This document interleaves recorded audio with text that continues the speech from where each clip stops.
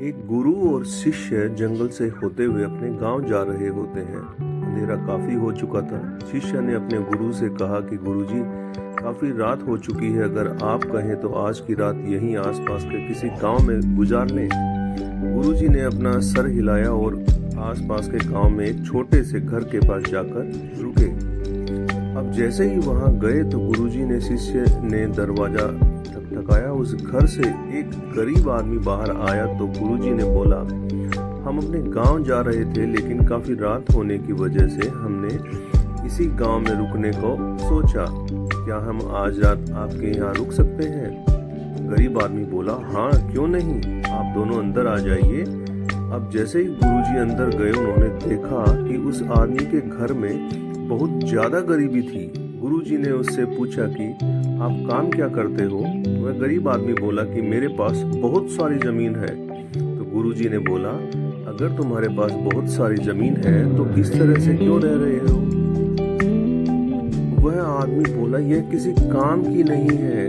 गांव वाले बोलते हैं कि ये बंजर जमीन है, यहाँ पर कुछ भी नहीं उगाया जा सकता और वहाँ फसल उगाना बहुत बड़ी बेवकूफी है।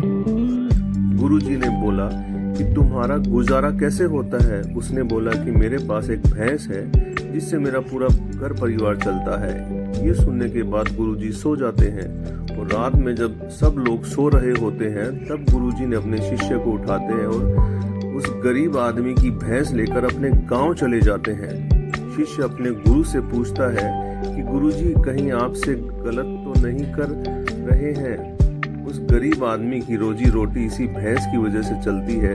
तो गुरुजी ने अपने शिष्य की तरफ देखते हुए और मुस्कुराते हुए आगे बढ़ जाते हैं। उस बात को तकरीबन 10 साल गुजर जाते हैं और जब गुरु का शिष्य था वह बहुत बड़ा गुरु बन चुका था, तो एक दिन उन्हें उस गरीब आदमी की याद आती है कि मेरे गुरु ने उस आदमी के साथ अच्छा नहीं किया था, मुझे एक बार चलकर देखना चाहिए कि वह आदमी अब किस परिस्थिति में है।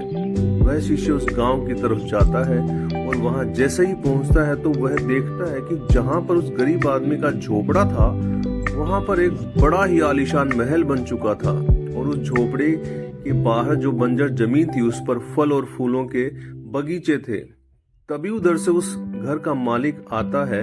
शिष्य उसे पहचान लेता है और उस आदमी को बोलता है, तुमने मुझे पहचाना?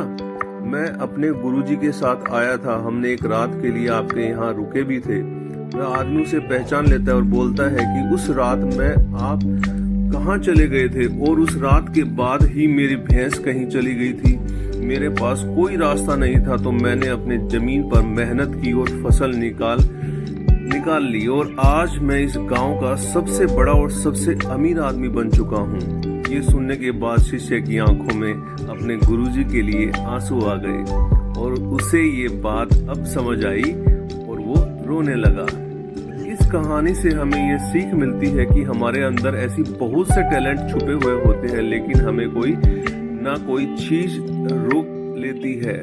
वो आपके फैमिली वाले भी हो सकते हैं, आपको जॉब भी हो सकती है और कुछ और भी हो सकता है। देखिए, आपके पास भी तो भैंस की जैसे कोई दूसरी चीज तो नहीं जिससे आपको आगे बढ़ने से रोक